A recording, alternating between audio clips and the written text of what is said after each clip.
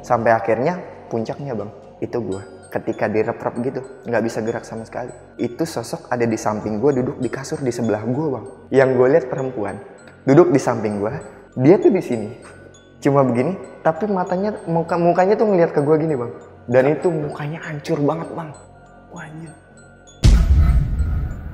Gue langsung bangun tidur, panas badan gue, panas, dan entah kenapa, gue besoknya itu selama 1 minggu bang, badan gue itu nanahan bang, kayak luka-luka gitu, terus pada biru-biru kayak bengkak. Tapi ketika gue ngeliat si sosok ini, luka-luka yang ada di gue itu hampir sama dia. Anjir, si perempuan itu? Iya, di bawah kamar itu kan pasti banjir. Gue malam kan, karena gue ngemes di situ, gue otomatis bantuin security dong ngecek, jangan sampai nih air naik gitu, nih air naik ke atas. Gue cek, gue bantuin security. Ketika ngecek bang, gue ngeliat anak kecil bang. Posisinya itu cuma berdiri, tangannya begini bang. Kayak manggil-manggil lu? Manggil bang. Setahu gue resort gue pada hari itu kosong, nggak ada yang nginep sama sekali. Itu gue lihat badannya pucat, banyak memar biru-biru, dan itu posisinya dia basah.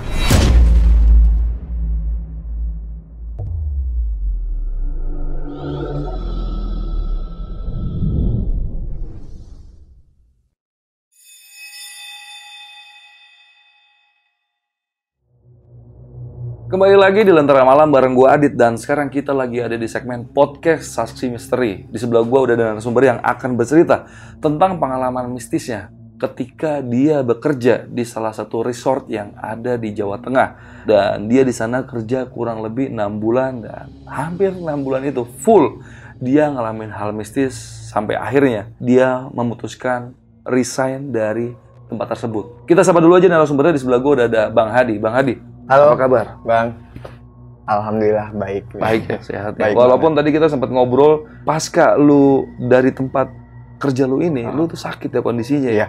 Dan itu salah satu yang menyebabkan lu resign dari tempat itu ya. Iya, salah satu faktor itu. Iya, dan itu menurut gua sangat ekstrim sih, karena ini udah menyangkut sampai ke kesehatan lu ya. Iya. Ini lu di sana 6 bulan itu awal mulanya gimana tuh bisa kerja di situ? Karena lu kan tinggal Jakarta ya. Iya. Sampai ke daerah situ gimana ceritanya? Jadi awal mulanya gue bisa datang ke sana tuh karena memang diundang sama manajernya.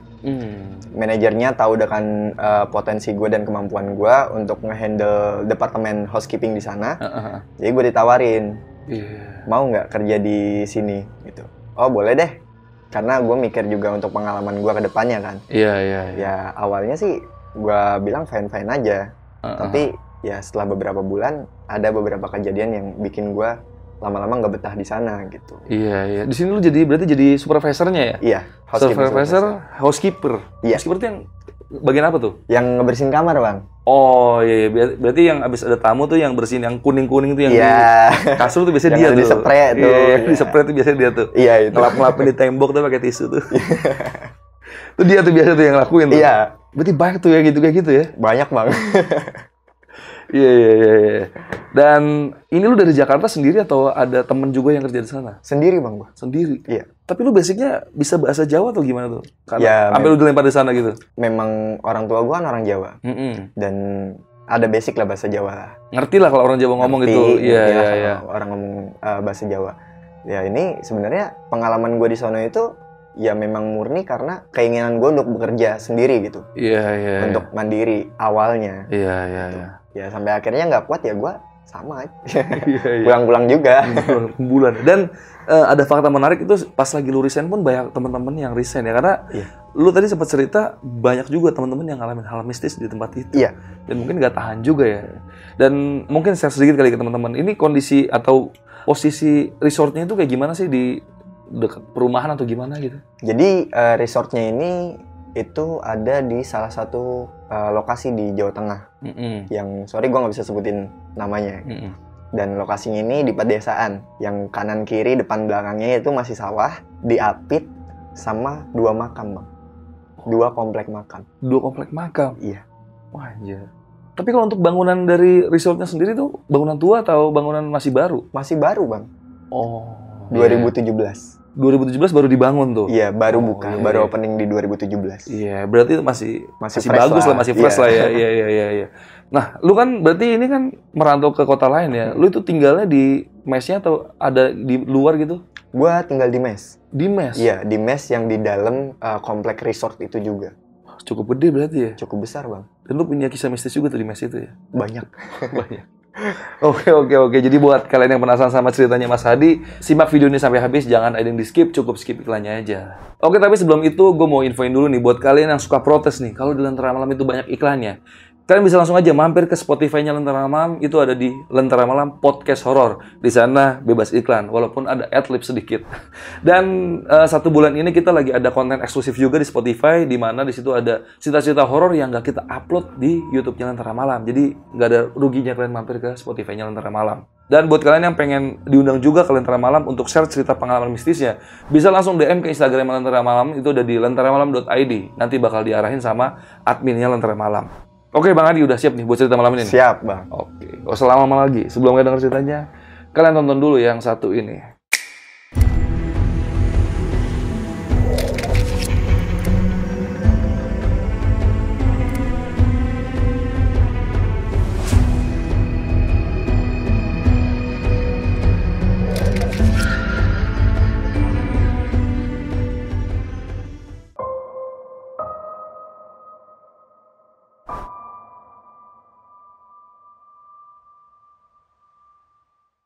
Jadi tuh awal mulanya nih, gue kan pekerja hotel ya di Jakarta. Nah, gue dapat panggilan nih buat kerja di salah satu resort yang ada di Jawa Tengah.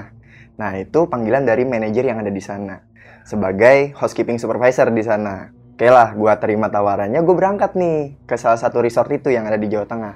Ketika gue berangkat, gue sampai di sana itu subuh, mulai kerja jam 9 pagi kan. Ya awal kerja di sana orientasi apa segala macam nggak ada masalah, nggak ada kendala. Sampai akhirnya 2 minggu. Setelah gue di sana itu, ada satu kejadian di depan resort gue. Itu kecelakaan, Bang. Kecelakaan yang langsung merenggut nyawa si korbannya. Oh, ini pinggir jalan raya berarti posisinya nih? Posisi di pinggir jalan raya, dan itu ada di jembatan. Jadi ada jembatan di depan resort kita itu. Gitu. Awal masih simpel aja, masih nggak ada masalah gitu kan. Nah, terus ketika malam setelah kejadian itu, gue mulai ke distract nih. Wah, nggak beres nih kan di sini. Hawanya juga makin nggak enak tuh. Pertama ya cuma dengar suara biasa doang, Bang. Biasa doang ya kayak cekik-cekikan. Dan itu nggak masalah gitu buat gue. Karena kan kalau ya gue jelasin sedikit ya. Resort gue itu dihimpit sama 2 komplek makam, Bang. Di tengah-tengah makam berarti nih? Iya, tapi agak jauh. Agak jauh. Ini resort gue. Di sini sawah. Di atas itu ada makam kuburan Cina, tapi udah tua banget, Bang. Gue pernah nengok ke sana itu udah tua banget. Dan di belakangnya itu makam. Nah, di sepanjang resort ini, di belakang resort itu aliran sungai langsung, Bang. Ya dari situ juga udah lu tau lah gimana gambarannya. Iya. Ya udah, gue coba bawa santai, gue coba bawa ini. Sampai akhirnya 1 bulan. 1 bulan gue di sana itu mulai ada penampakan yang gue lihat. Awal gue masih bawa santai lah, karena masih biasa lah, ya cuma sekelebat. Dan gue masih ya udah niat saya di sini cuma mau kerja loh, jangan ganggu saya gitu. Kayak gitu-gitu doang sih. Sampai akhirnya benar-benar muncul satu hal yang gue lihat yang bikin gue ketakutan banget. Itu gimana tuh? Awalnya gimana? Karena gue nge-mes di sana dan mesnya itu ada di dalam komplek resortnya itu. Jadi kan kalau malam kan ya gue nggak bisa tidur gitu kan. Gue biasa nongkrong di pos security. Nah, pos security itu pas di samping gerbang masuk, yang tiap malam itu ditutup gitu.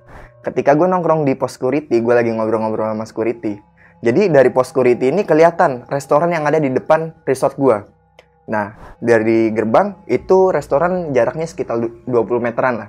Di tembok restoran itu, gue ngeliat kayak ada putih-putih nih, apa nih ya kan. Gue awal penasaran tuh, apa sih nih. Terus gue coba detail lagi, gue coba fokusin lagi mata gue. Ternyata itu pocong, Bang. Wah. Ini posisinya di samping restorannya? Iya, di samping restoran di tembok gitu. Jadi kalau gue gambarin ya, pocong itu awalnya cuma ini tembok. Cuma ngeliatin setengah doang. Tapi lama-lama begini posisinya. Jadi si temboknya ini dia giniin sama dia. Dan itu kelihatan jelas sama gue sama teman gue, Bang. Wah, anjir. Dan gue berdua di situ nggak bisa ngomong, nggak bisa apa-apa. Cuma kaku ngeliatin itu doang. Udah. Wah, gue bilang, epic sih. Gila sih. Dan setelah gue bisa sadar, gue langsung cabut ke mes gue di lantai 3.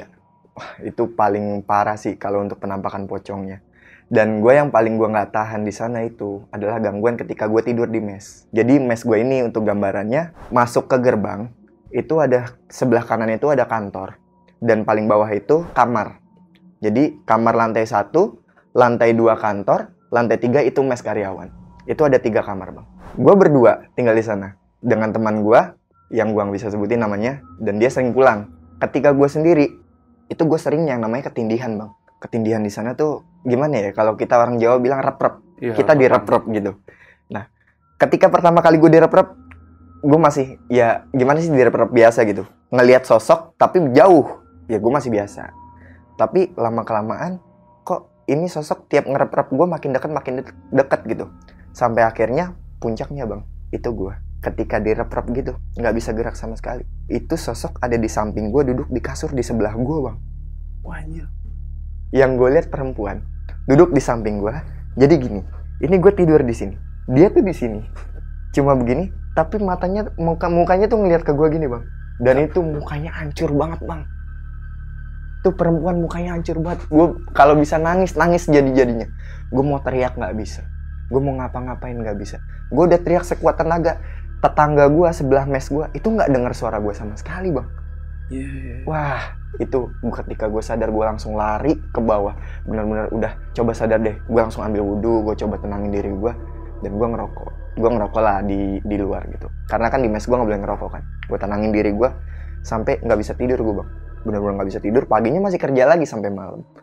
Wah, itu parah sih. Kalau untuk di mes gue itu parah, sampai akhirnya gue mutusin untuk request mes baru. Gue pindah ke mes baru yang bukan di dalam situ ya, kan ada 3 kamar. Selebihnya itu di luar kan. Ada 1, terus di restoran ada 2 kamar lagi. Dan gue milih pindah ke kamar yang 1 nih, yang terpisah banget. Alhamdulillah dari situ gue bisa tenang tuh untuk tidur tuh. Nah, untuk gambaran sih bang, jadi resort kita itu kan, dia kan kamarnya bukan tingkat ya, kayak hotel-hotel biasa. Kita kamarnya itu modelnya cottage, yang bersusun gitu kan. Bersusun, terus ada celah untuk pembatas antara kamar. Jadi ada bolong gitu, gang tengah-tengah. Dan itu bisa untuk turun ke bawah. Di bawah kamar kita itu ada jalan itu, dan belakangnya itu langsung sungai. Nah, itu bang, gue ada cerita. Jadi ketika si resort ini kehujanan, itu pasti kan banjir. Banjirnya sampai ke dalam resortnya itu? Iya, di belakang. Yang tadi gue bilang aja. Di bawah. Iya. Bawah kamar itu. Di bawah kamar itu kan pasti banjir. Gue malam kan, karena gue ngemes di situ, gue otomatis bantuin security dong ngecek. Jangan sampai nih air naik gitu. Nih air naik ke atas. Gue cek, gue bantuin security. Ketika ngecek bang, gue ngeliat anak kecil bang. Itu gue pakai senter. Gue liatin, ini siapa? Ada di bawah. Posisinya itu cuma berdiri, tangannya begini bang. Kayak manggil-manggil lu gitu? Manggil bang. Dia begini. Gue kata ngapain nih orang? Ini siapa? Kok ada anak kecil di sini? Setahu gue resort gue pada hari itu kosong. Nggak ada yang nginep sama sekali. Gue panggil, Dek, gue senterin nih bang, sama security gue senterin. Dek, ngapain? Dia cuma begini dong bang. Dan ketika lama-lama gue fokusin, itu gue lihat badannya pucat, banyak memar biru-biru, dan itu posisinya dia basah. Gue bertanya-tanya bang dari situ, ini kenapa? Ini anak tuh kenapa gitu? Kalaupun ini penampakan, ya dia kenapa? Kok bisa sampai seperti itu gitu? Setelah itu bang, setelah hari itu karena gue penasaran ya, dan kebawa mimpi juga, gue tanya sama yang udah lama di situ. Ini kenapa sih? Kok gue ngelihat kayak gini gitu? Nah, ketika gue tanya, security gue yang orang lama di situ, senior gue di situ, nyeritain lah ke gue. Jadi pada tahun 2020 itu, resort itu terkena banjir bandang yang lumayan besar pada saat itu. Itu memakan korban jiwa 2. Anak sama bapak. Anak kecilnya umur berapa?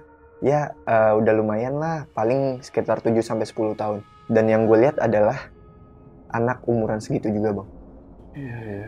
Yang itu, mayatnya itu terbawa dari desa lain sampai ke belakang resort gue. Jadi ditemukan mayatnya itu di dekat resort gue bang. Anjir. Itu dua-duanya. Bapak sama anak itu ketemunya di dekat resort gue itu. Dan itu posisinya memang karena sudah berhari-hari, udah bengkak, udah pada biru karena kebentur, terus juga pucat badannya. Dan ceritanya itu sama apa yang gue lihat itu sama. Iya, karena aku lihat anak kecil itu ya. Iya, gue ngeliat dari situ. Itu baru anaknya bang yang gue lihat. Iya. Ada lagi ketika gue ngeliat si bapaknya.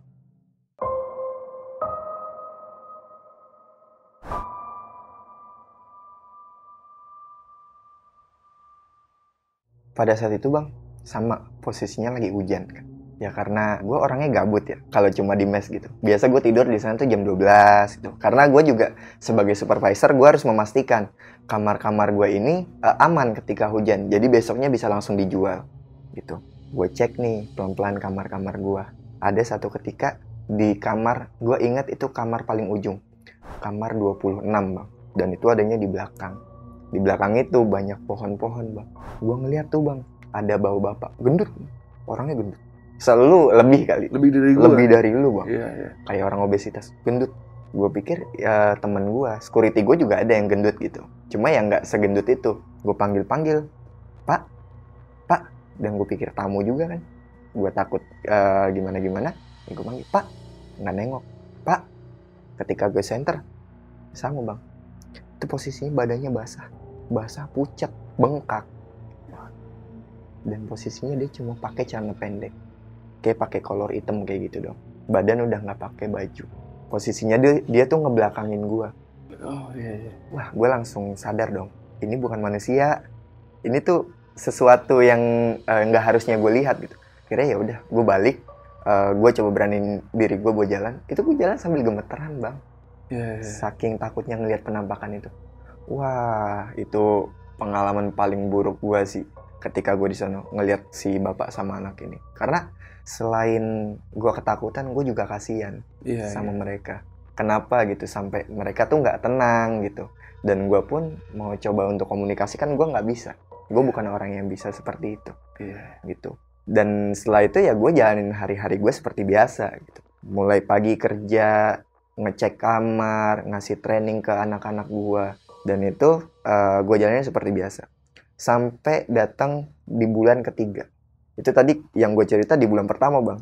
Bulan pertama aja itu udah wow banget ceritanya kan. Ya. Wah, itu gue selama di sana tuh ya ngerasa gue nggak tenang gitu kan. Nah sampai di bulan ketiga gue kerja di sana, ada event. Event itu menggunakan satu gedung meeting yang dimana eventnya itu 24 jam seharian penuh. Nah ketika selesai meeting, gue harus memastikan kondisi si ruang meeting ini harus bersih kan. Gue berdua sama bawahan gue. Kita sebut namanya Adit. Ya, sama kayak gue. Ya. Namanya Adit. Ya. Gue berdua sama dia. Gue harus menghandle itu lantai 1, 2, dan 3. Dan lantai 2 dan 3-nya itu kosong bang. Setelah digunakan itu udah pasti kosong. Dan di gedung itu memang ada sejarahnya, dulu ditempatin sama salah satu karyawan kita dan beliau meninggal. Meninggal di situ juga? Meninggalnya sih di rumah sakit, tapi si kritisnya di situ. Oh gitu ya. Jadi masih ada ininya lah. Dan itu kejadiannya belum lama sebelum gue masuk. Iya. Gitu. Nah, ketika gue di sana naik ke lantai 2 buat ngecek, naik ke lantai 3 buat ngecek, itu perasaan udah nggak enak bang. Tiba-tiba itu lampu dari ruang meeting yang tadinya terang banget, mati bang semua. Krek, kayak mati listrik. Gue panggil si bawahan gue. Dit, piye pak? Bahasa Jawanya gitu. Karena kan kita komunikasi pakai bahasa Jawa gitu. Piye pak? Di bawah mati lampu nggak? Enggak pak. Loh kok di sini mati? Gua naikin nih saklar nih. Gue pikir kan mati bang, mati lampu dong biasa. Gue naikin saklar. Loh kok ini posisinya on? Gue bilang, wah udahlah positive thinking gue. Oh ya udah mungkin ada konslet. Gue coba matiin saklar listrik. Nah gue lanjut ngecek nih pakai handphone, pakai senter. Terus gue cek. Ada yang lari bang. Itu ruangan sebesar itu dia bolak-balik. Cuma gimana ya? Kayak anak kecil. Cuma lebih besar lagi. Ya sekitar umur 12-14 tahun. Udah lumayan besar gitu. Cuma lari. Dan larinya ini dia kayak, kalau lu sering nonton film Naruto itu. Wah cepet gitu. Serak. Weh, gue bilang apa nih? Gue pikir kan ada tamu kan. Yang anak kecilnya ketinggalan, ketiduran di situ atau gimana. Karena lantai 2, lantai 3 ini dijadikan kamar gitu. Untuk meeting lantai 1. Itu ya udah gue cek keliling sama gue pastiin lagi nggak ada barang tamu yang ketinggalan, nggak ada tamu yang ketinggalan juga di situ. Sampai akhirnya gue masuk ke kamar mandi yang ada di ujung ruangan itu. Ketika gue masuk kamar mandi, gue buka pintu kamar mandi, tuh ada perempuan bang. Perempuan itu yang gue lihat ketika gue direp-rep. Anjir. Di dalam kamar mandi? Di dalam kamar mandi. Posisinya kayak gimana tuh? Posisi dia ngebelakangin gue tapi sama bang. Palanya begini. Wah, gue merinding ini, sumpah. Kalau gue ingat mukanya, bang, astagfirullah. Tuh hancur, bener-bener hancur bang. Ini darah semua. Dia memang ngebelakangin gue kan. Tapi palanya begini kan otomatis gue bisa ngelihat sebagian wajahnya ya. Sebagian wajahnya. Wah, gue bilang, kenapa lagi nih? Apa sih salah gue? Gue sampai dalam hati gue ngomong, salah gue apa sih? Gue cuma mau kerja loh di sini loh. Ini lantai 3 loh. Gue kalau mau turun ke bawah masih jauh. Lari-larian loh. Itu kaki gue bang. Itu gemeter. Bener-bener gemeter. Badan gue kaku gemeter bang. Saking takutnya ngelihat sosok itu. Wah, gila sih itu. Gue bener-bener kayak, oh ya udah berarti ini penunggu di situ, gitu kan. Berarti saya yang ganggu di sini, saya minta maaf. Saya mundur pelan-pelan, dengan sopannya saya tutup lagi pintu tuh bang. Gue tutup lagi pintu, saking gue bingung mau ngapain. Udah gue tutup lagi pintu, gue jalan pelan-pelan sambil gemeteran badan gue. Turun ke lantai 2 bang.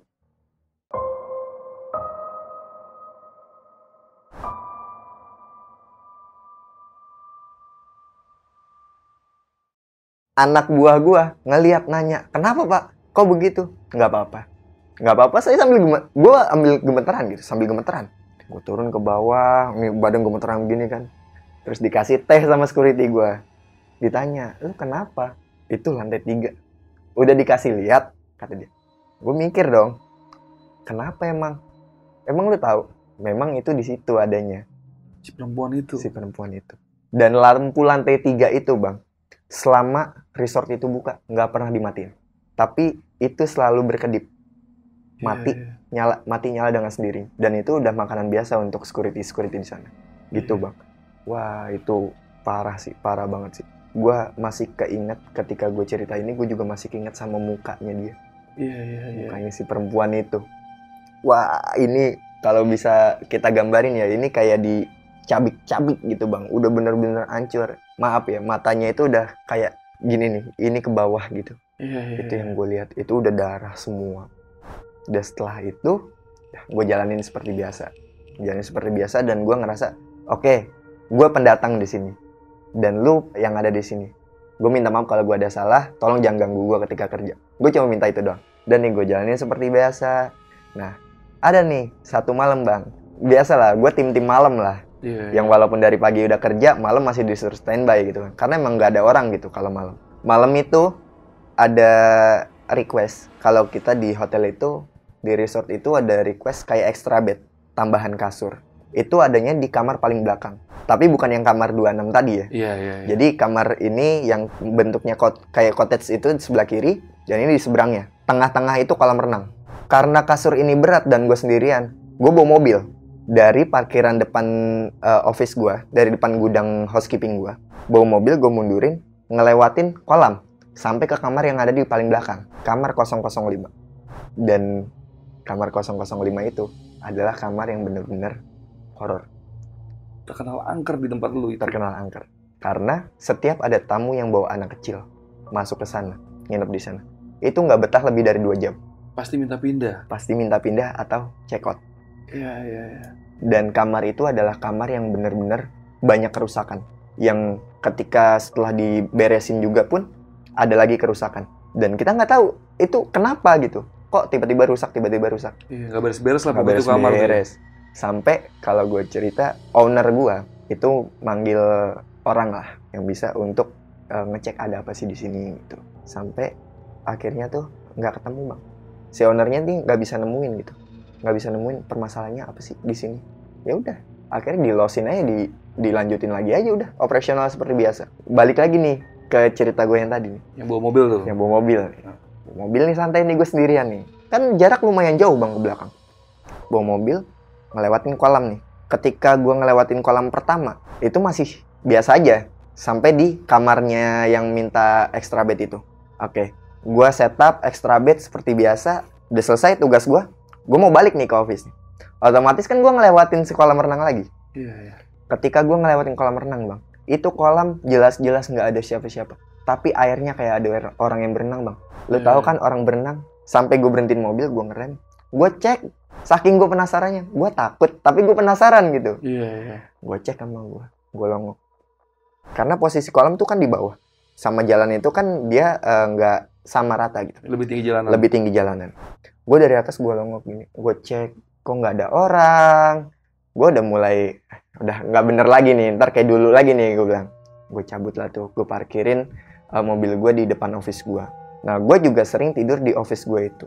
Ketika gue tidur di office gue itu, ya itu tadi, banyak gangguan juga. Gue bertanya-tanya sama orang-orang yang ada di sekitar, apa sih yang salah? Dulunya apa sih ini tempat gitu? Akhirnya ya keluarlah cerita-cerita dari orang-orang yang ada di situ, senior-senior gue yang ada di situ. Ya, ini dulu tempat sebelumnya tuh ya emang sawah dan rawa. Dan si ownernya ini beli memang dijadikan itu tanpa izin dulu. Kalau kata sepuhnya di sana, banyak pohon-pohon besar yang ditebang di sana, yang harusnya kalau kata orang Jawa di sana itu nggak boleh sebelum ada izin. Oh, berarti selama ini yang nongol, yang muncul itu adalah penunggu lamanya. Penunggu lama di situ. Dan penunggu yang paling lama di situ, Bang, yang pernah gue lihat, sosok si Mbah. Yang terkenal di sana, Bang. Si Mbah itu perawakannya dia kayak genderuwo. Dan itu tempatnya ada di belakang. Jadi setelah kamar 26 itu lanjut ke sana, itu kan di atas aliran sungai itu ada kayak jembatan yang nggak bisa nyebrang ke seberang sana. Jadi cuma setengah ngegantung di atas sungainya itu. Itu rusak atau gimana tuh? Enggak, memang disediakan untuk foto-foto. Oh iya. Nah, dan di sebelah jembatan itu ada pohon besar. Pohon besar itu yang dipercaya itu sebagai tempatnya si Mbah. Gitu. Kita ketika ada masalah, Mbah ini selalu jadi panggilan untuk anak-anak. Ketika hujan besar, hampir banjir, security, Mbah, tolong jangan dibikin banjir. Tiba-tiba hujan berhenti, Bang. Iya. Dan ini dipercaya sebagai kuncinya di situ, si Mbah ini. Iya. Dan gue pertama kali diliatin itu ketika gue nyoba tidur di kamar 26. Gue nyoba tidur di kamar 26 karena kan kondisinya setelah dibersihkan itu, setelah bocor ya, dibereskan itu kan masih belum dijual kan. Dan gue coba tidur di situ. Pertama, Bang, gue dari kamar nih bosen ngerokok di depan kamar. Gue ngerokok santai. Setelah ngerokok masih biasa. Gue masuk kamar sebelah gue, Bang. Itu ada bunyi kayak kasur digeser. Jadi kayak anak-anak housekeeping gue lagi ngebersihin kamar. Bunyi kerak. Gue langsung notice dong. Apa nih? Gue bilang. Gue coba buka kamar gue. Karena kan kondisinya depan itu kan gelap banget, Bang. Bener-bener gak ada lampu. Gelap banget di kamar belakang itu. Gue coba ngecek. Baru buka pintu gue. Dan gue nengok kanan kiri. Ya kan? Ketika gue nengok ke kiri. Ke arah si pohon itu. Ke arah si jembatan itu. Itu ada sosok gede. Hitam. Matanya merah. Itu tingginya itu lebih dari pohon, Bang. Itu yang gue lihat jelas itu adalah matanya yang merah. Setelah gue lihat itu, gue langsung kabur, Bang. Nutup pintu, lari ke depan.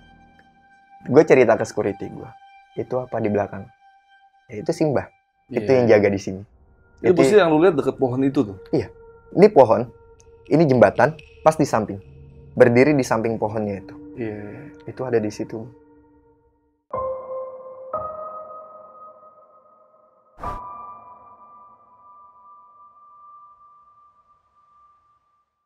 Dan bukan cuma gue aja yang ngerasain hal-hal itu.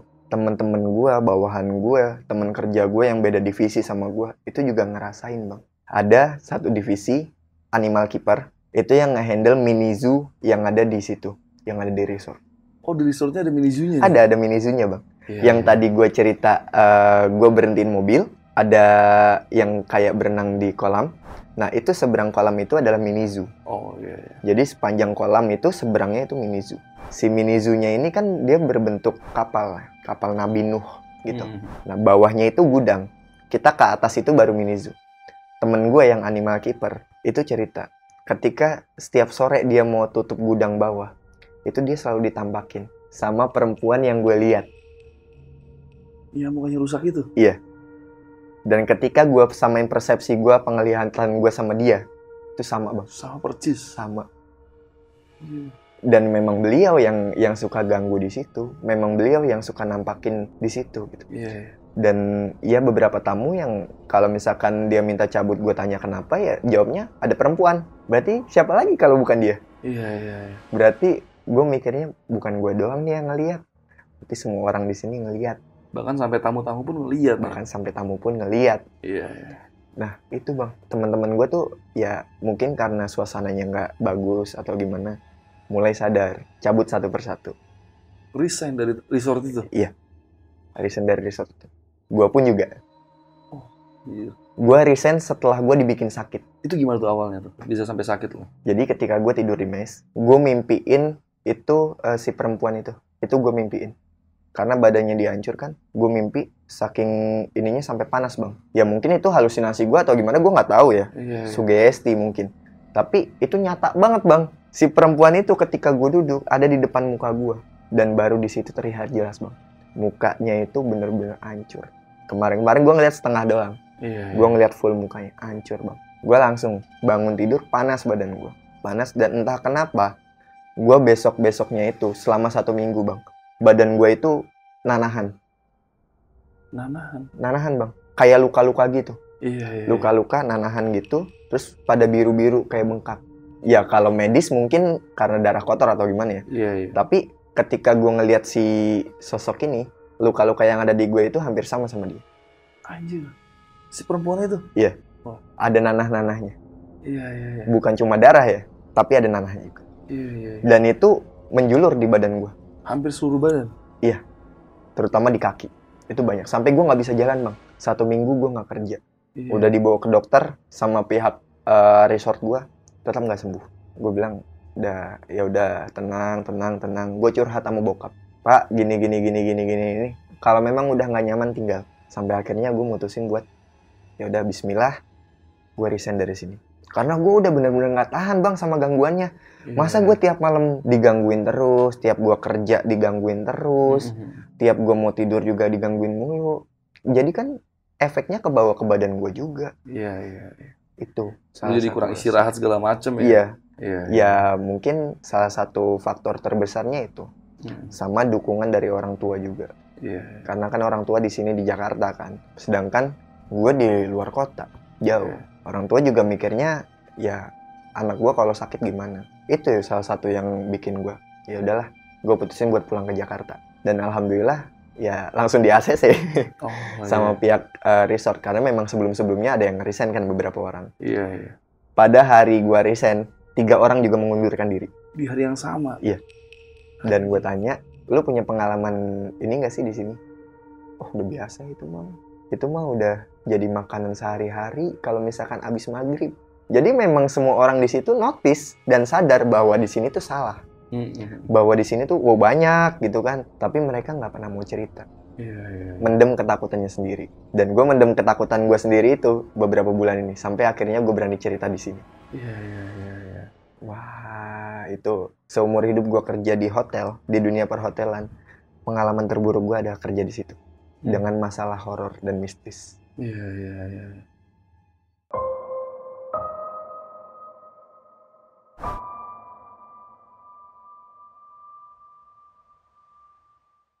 Nah, ini kan berarti salah satu sosok yang bikin lu sampai akhirnya resign, dan mungkin teman-teman yang lain juga resign ada faktor si sosok itu pernah nampilin ke dia, mungkin ya. Iya. Itu gue penasaran nih, karena sebelumnya kan si anak kecil sama si bapak itu kan ada sejarah. Iya. Awalnya bisa akhirnya nampakin diri. Kalau untuk si perempuan itu, lu dapat cerita nggak sih dari security atau dari orang yang udah pernah lama di situ tentang perempuan yang muka rusak itu sejarahnya apa gitu, ada nggak? Kalau untuk perempuan yang muka rusak sih nggak ada ceritanya ya bang ya. Karena gue nanya orang-orang yang lama di situ dan memang tinggalnya di situ juga emang nggak ada ceritanya, gitu. Tapi memang si perempuan ini mungkin emang udah lama di situ. Iya. Dan dia ngerasa berkuasa di situ, jadi dia ngerasa lu ngapain di sini, gitu. Iya. Kayak ngedistract anak-anak buat, udah lu jangan di sini, lu keluar gitu. Ini tempat gua. Iya. Dan ya itu yang dialamin sama anak-anak. Dia dilihatin. Iya, karena dia kan nampakin dirinya nggak cuma di satu tempat ya. Iya. Hampir di seluruh bagian resort itu dia kan. Iya. Dari lu di rep-rep di kamar, di mes ya, di tempat yang gedung lantai 3 tuh yang tempat meeting. Iya. Sampai di yang apa tempat mini zoo itu pun ada sosok itu. Ada sosok itu. Dan itu sosok yang sama. Itu ada sebutan namanya nggak sih? Biasanya kalau orang-orang sono biasanya kan ada namanya si Eneng, si apa gitu, ada. Ya kita nyebutnya kuntilanak aja. Karena aja. sosoknya perempuan kan. Ya kita kalau orang Indonesia biasa nyebutnya kuntilanak aja udah.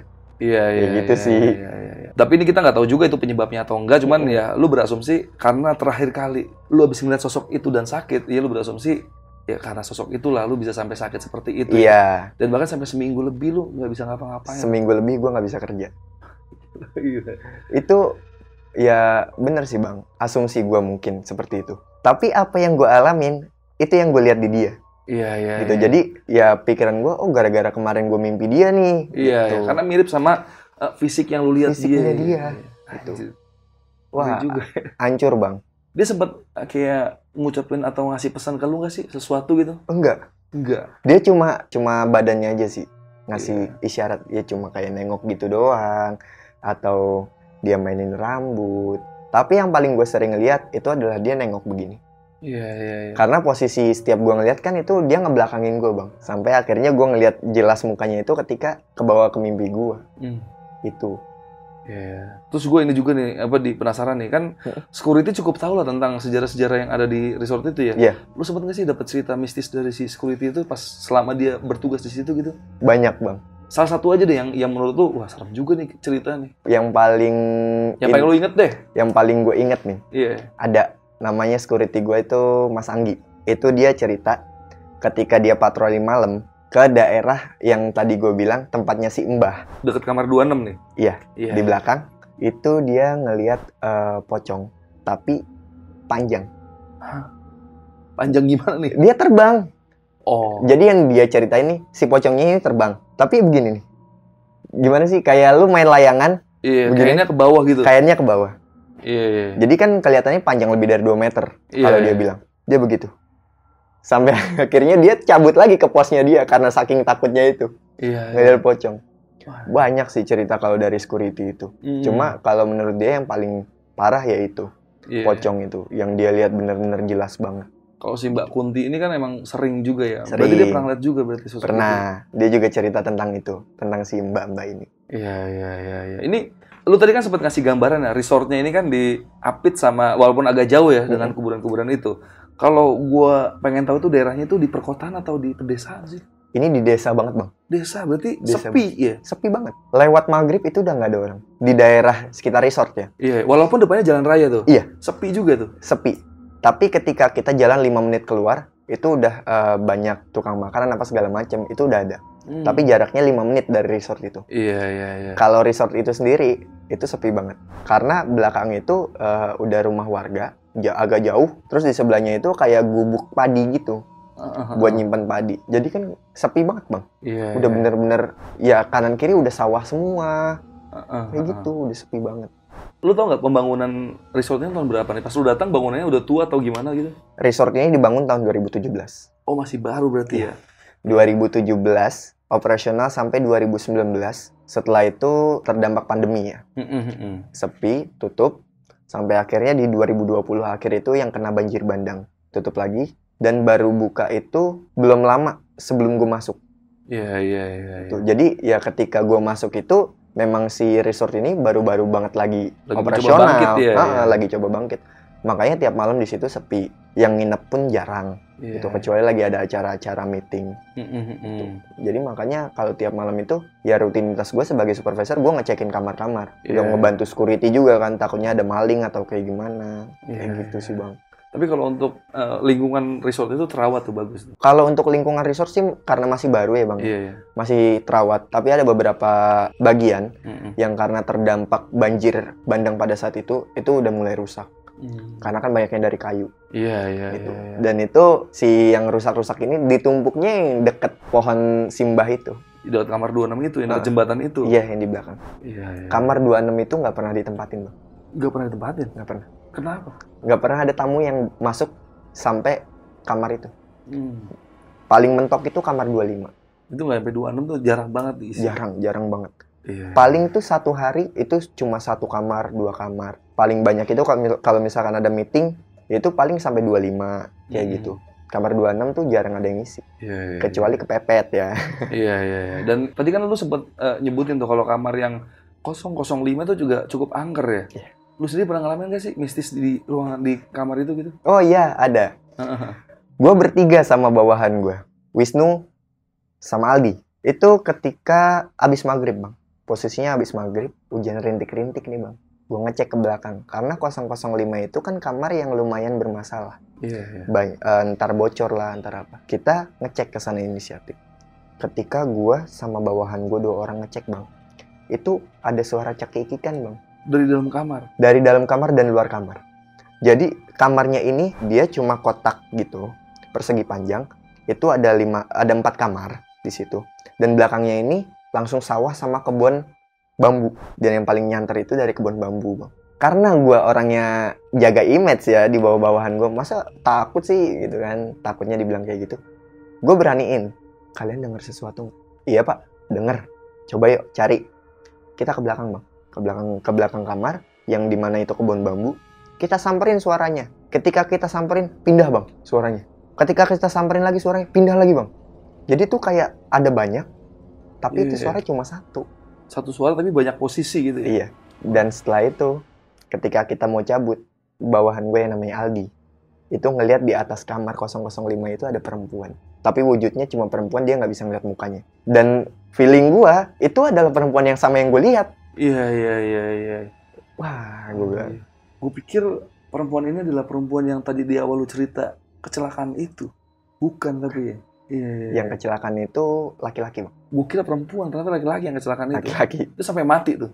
Mati di tempat. Karena dia posisinya itu di atas jembatan. Yang tadi gue bilang ditemuin jasad anak dan bapak.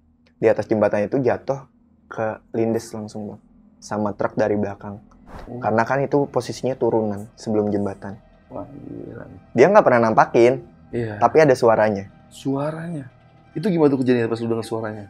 Itu kalau malam, gue kan suka kelaparan. Nah, ketika gue lapar, otomatis gue ke restoran.